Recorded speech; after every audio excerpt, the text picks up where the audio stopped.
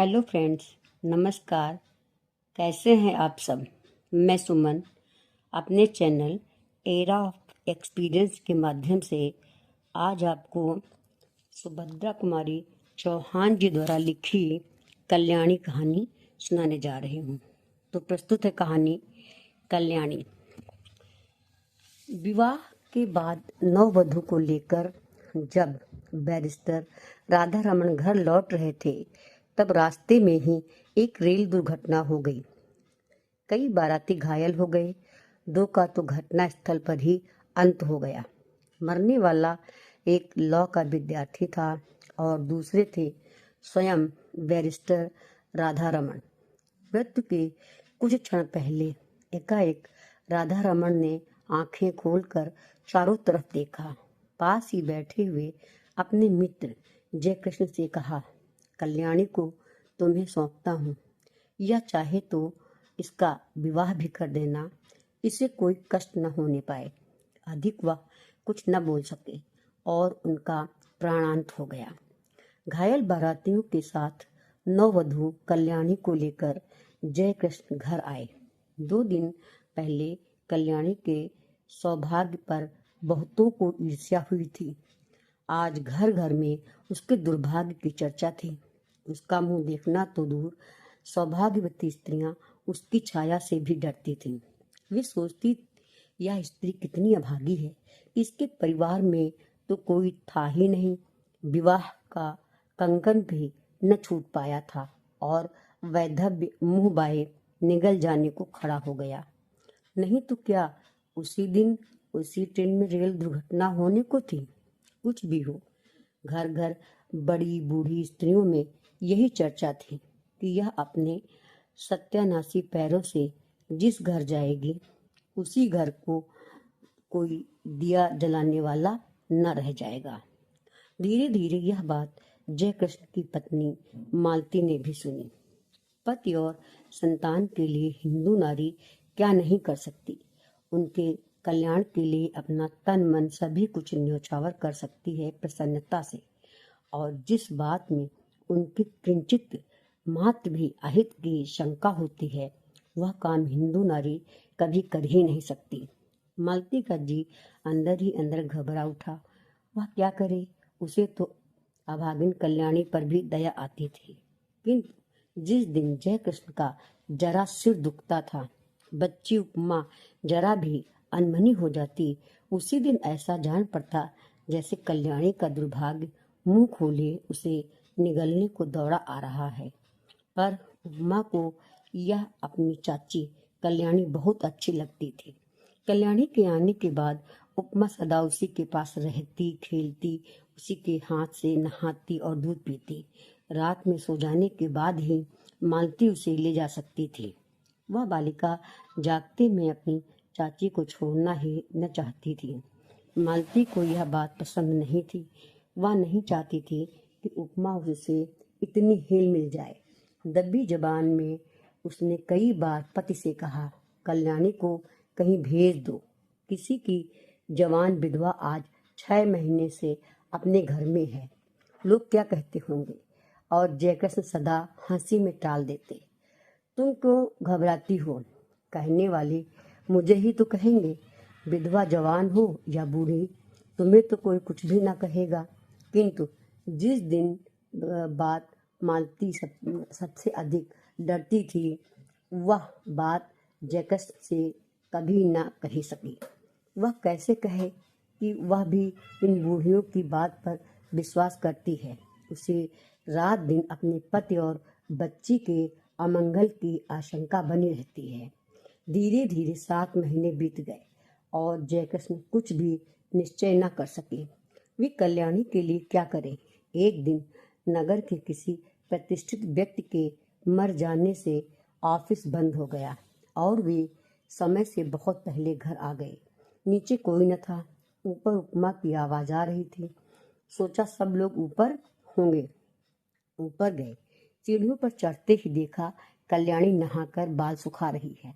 खूब लंबे घने काले केशों के बीच गोरा गोरा मुंह बिल्कुल चांद सा लग रहा था। बड़ी बड़ी आंखों में एक विशेष प्रकार का आकर्षण था।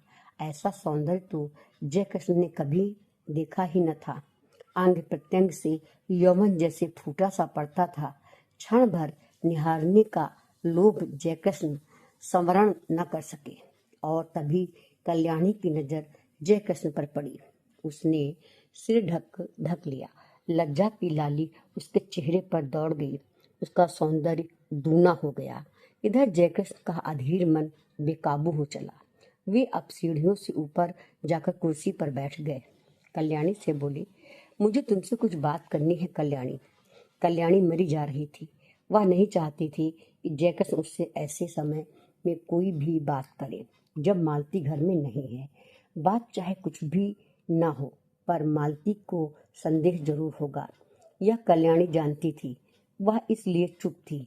पर जयकृष्ण फिर बोले। उनकी आवाज भारी और स्वर कांप रहा था।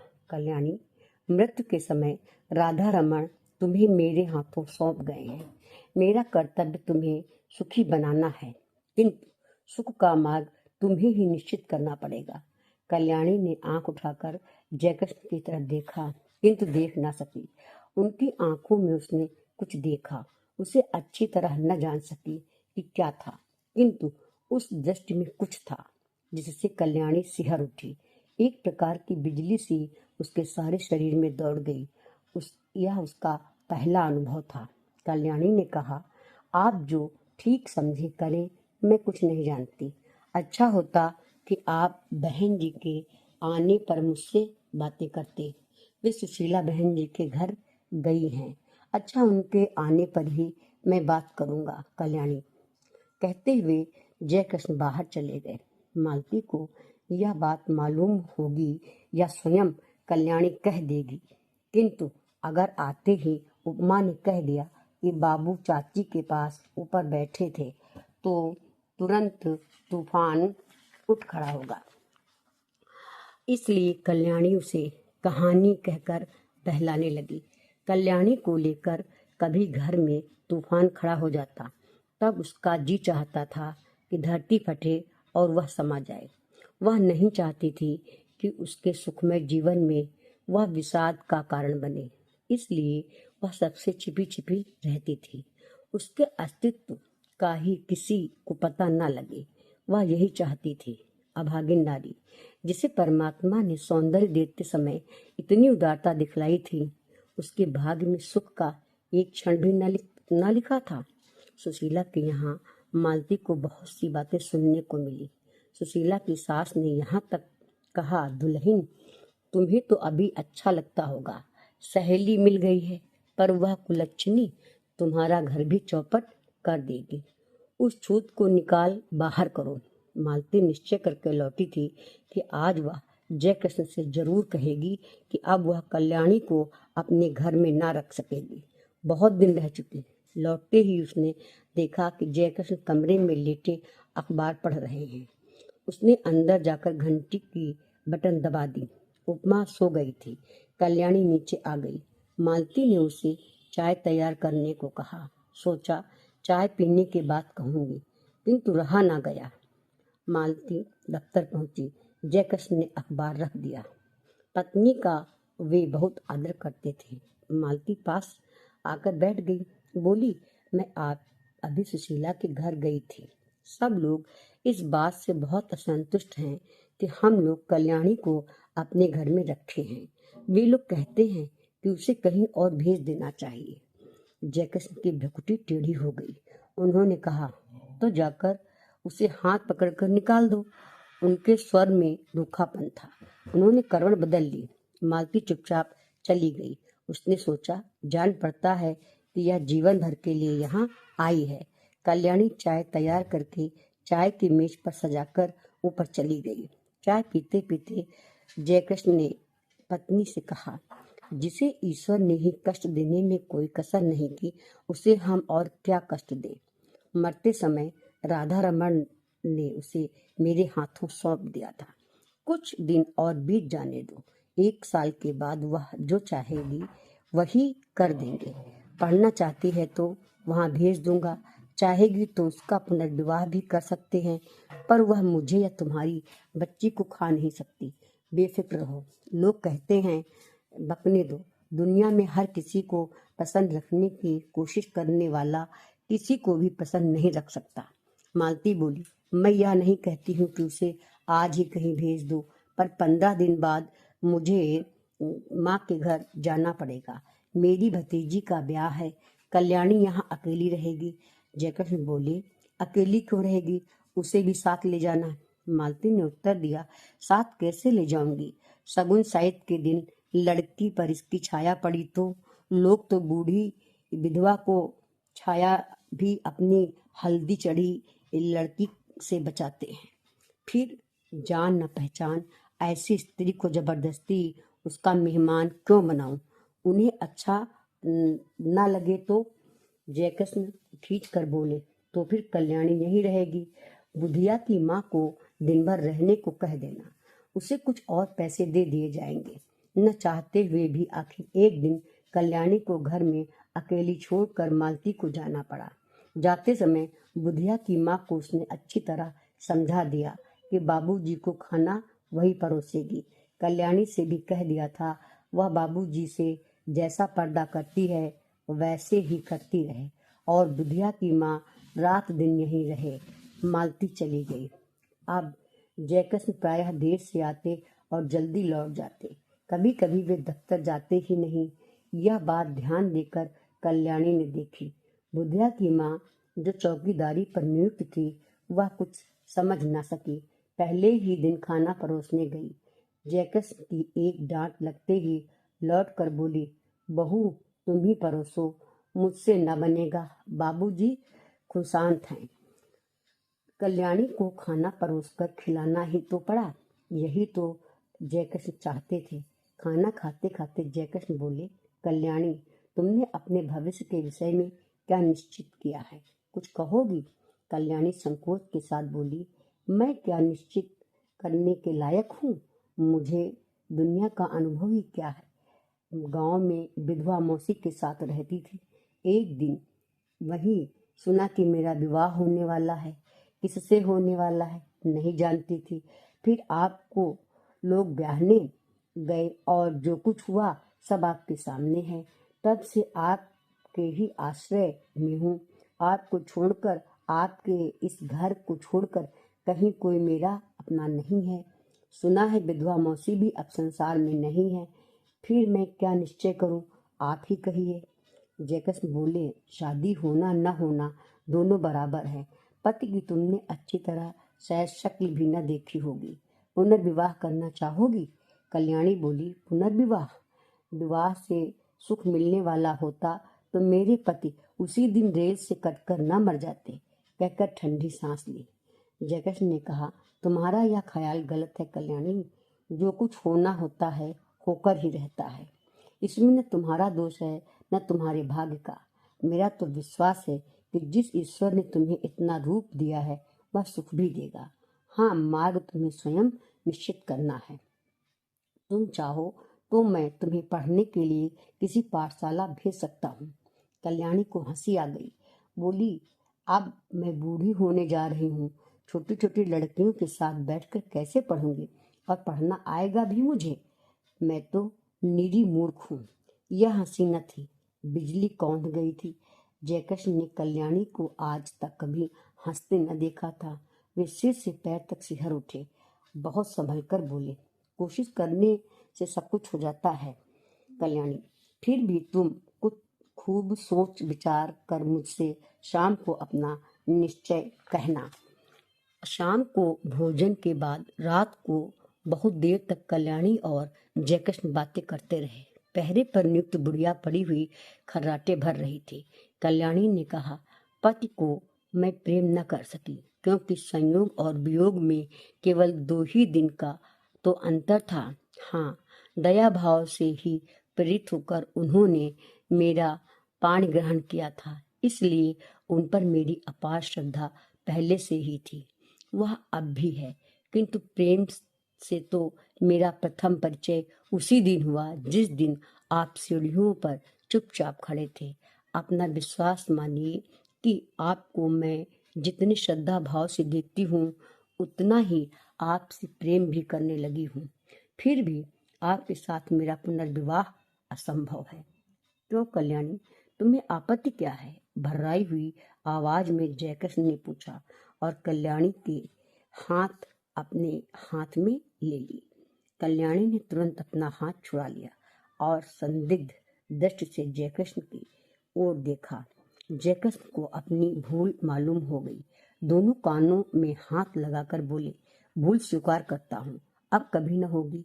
फिर कुछ रुककर कहा, कल्याणी, तुम मुझसे कभी न डरना। तुम्हारी इच्छा के विरुद्ध मैं तुम्हें कभी न छोड़ूंगा।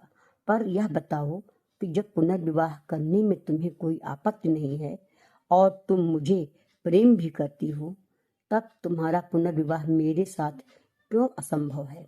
असंभव इसलिए है कि आप विवाहित हैं, कल्याणी ने निश्चय के स्वर में कहा। जयकृष्ण ने कहा, पर हिंदू शास्त्र के अनुसार एक पुरुष कई विवाह कर सकता है। फिर तुम यह सौभाग्य मुझे ही क्यों नहीं दान करती, जो किसी दूसरे को मिलने वाला है? छी छी, कल्याणी बोली, आप क्या समझते हैं कि मैं किसी और से विवाह करूंगी? यह कभी न होगा। मैंने एक बार जिससे प्रेम किया उसी से प्रेम करती हुई मिट जाऊंगी। हिंदू नारी प्रेम करना जानती है, वह प्रेम का प्रतिदान नहीं चाहती। मैंने प्रेम किया, करती रहूंगी। यह बात दूसरी है कि प्रेम की प्रतिमा तक मेरी पहुंच न हो सके, और यह तो अपना अपना भाग्य है। कहती हुई एक दीर्घ निश्वास के साथ कल्याणी ने जयकृष्ण की ओर देखा। जयकृष्ण ने कहा, कल्याणी, तुम अपना ही अपना देखोगी या मेरा भी कुछ ख्याल करोगी? मैं पागल हो जाऊंगा। तुम्हारे बिना अब तो मुझे एक पल भी नहीं काटा जाता। किंतु फिर भी तुम निश्चिंत रहना, मैं तुम्हें कभी हाथ न लगाऊंगा जब तक तुम्हारी आज्ञा न होगी। आधी रात को भी तुम मेरे पास उतनी ही सुरक्षित रह सकती हो जैसे सगे भाई के पास, क्योंकि मैं अधम नहीं हूँ। तुमसे प्रेम करता हूँ, तुम्हें पाने का इच्छुक हूँ, पर सत्य मार्ग से, कुमार्ग से नहीं। कल्याणी बोली, न मैं अपना कुछ देखती हूँ न आपका। सच यह है कि मैं मालती जीजी के सौभाग्य पर कुठाराघात न कर सकूंगी। उन्होंने मुझे कुसमय में आश्रय दिया। कुसमय में जो कुछ बन सकेगा भला करूंगी। उनकी बुराई मुझसे न हो सकेगी। उनके भले के लिए मुझे अपना बलिदान भी करना पड़े तो सहर्ष कर दूंगी, मगर उनकी जिंदगी में कांटा बनकर न रहूंगी। पर मेरा जीवन कंटक में बना दूंगी। कहते हुए जयकृष्ण ने ठंडी सांस ली और सतृष्ण नेत्रों से कल्याणी की ओर देखा। कल्याणी ने कहा, यह सब मानसिक विकार है, कुछ दिनों में अपने आप दूर हो जाएगा। आप समझते हैं मुझे कम कष्ट हो रहा है? मैं नारी होकर भी सब कुछ सहने को तैयार हूँ। आप तो पुरुष हैं, कठिनाइयों से लड़ने के लिए ही आपका जीवन है। मैंने मालती जीजी को पत्र लिख दिया है, वे आती ही होंगी। उनके आते ही मैं आपसे विदा ले लूंगी। विदा से पहले एक भिक्षा मांगती हूँ, केवल आपके चरणों की धूल, और मैं कुछ नहीं चाहती। आप मेरे देवता हैं। जयकृष्ण के पैरों के नीचे से जैसे धरती खिसक गई हो। घबराकर बोले, तुमने मालती को पत्र कब लिखा और क्या लिखा? लिखने से पहले मुझसे पूछा क्यों नहीं? कल्याणी बोली, मैंने और कुछ नहीं लिखा, यही लिखा है कि उपमा के बिना बहुत बुरा लगता है, तुम जल्दी से जल्दी चली आओ। और लिखती भी क्या, किंतु आपके साथ मेरा अकेला रहना उचित नहीं। हम दोनों एक दूसरे से प्रेम करते हैं, ना जाने किस दिन क्या हो जाए, और मैं नहीं चाहती कि हमारे बीच में कोई भी ऐसी बात हो जिसे कलंक का स्वरूप दिया जा सके। जो कुछ तुमने किया ठीक ही किया कल्याणी, सो जाओ, रात बहुत हो चुकी है। और उठते हुए कल्याणी ने झुककर जयकृष्ण के पैरों को माथे से लगा लिया। जयकृष्ण बहुत उद्विग्न थे। कल्याणी ने ऊपर जाकर दरवाजे बंद कर लिए। जयकृष्ण खाट पर पड़े करवटें बदलते रहे, उन्हें नींद न आई। दूसरे ही दिन मालती दोपहर की ट्रेन से आ पहुंची। दफ्तर से लौटते ही जयकृष्ण ने देखा उपमा खेल रही थी। रात भर सो न सकने के कारण उनका चेहरा उतरा हुआ था। मालती ने देखते ही पूछा, क्या तबीयत खराब थी? कैसे हो गए? जयकृष्ण ने कहा, कुछ नहीं, सिर में बहुत दर्द है। अज्ञात आशंका से मालती सिहर उठी। कल्याणी तो अभी है ना इस घर में? उसने पूछा।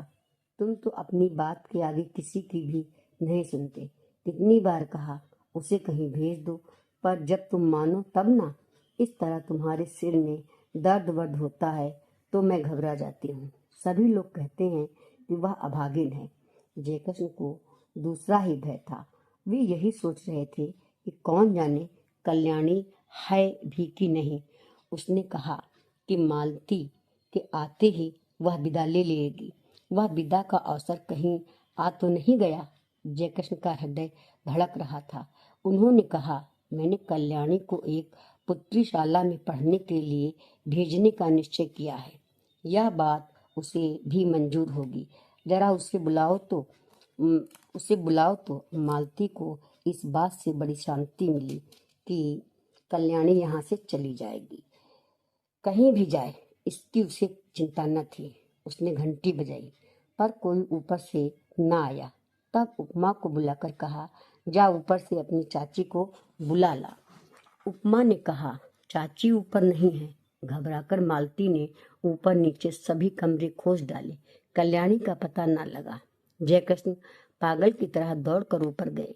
कल्याणी के बिस्तर पर उसके गहनों की पेटी रखी थी। उसके नीचे एक पत्र लिखा था, जाती हूँ। अपनी उपस्थिति से आप लोगों को जो कष्ट दिया या मुझसे जो अपराध हुए उसके लिए क्षमा कीजिएगा। मेरी खोज न कीजिएगा, व्यर्थ होगी। मेरे ये गहने उपमा के लिए हैं। अभागिन कल्याणी। तो दोस्तों, ये आपको कहानी कैसी लगी? अगर कहानी अच्छी लगी हो तो आप मेरे चैनल को सब्सक्राइब करें, लाइक करें और कमेंट्स करें। धन्यवाद।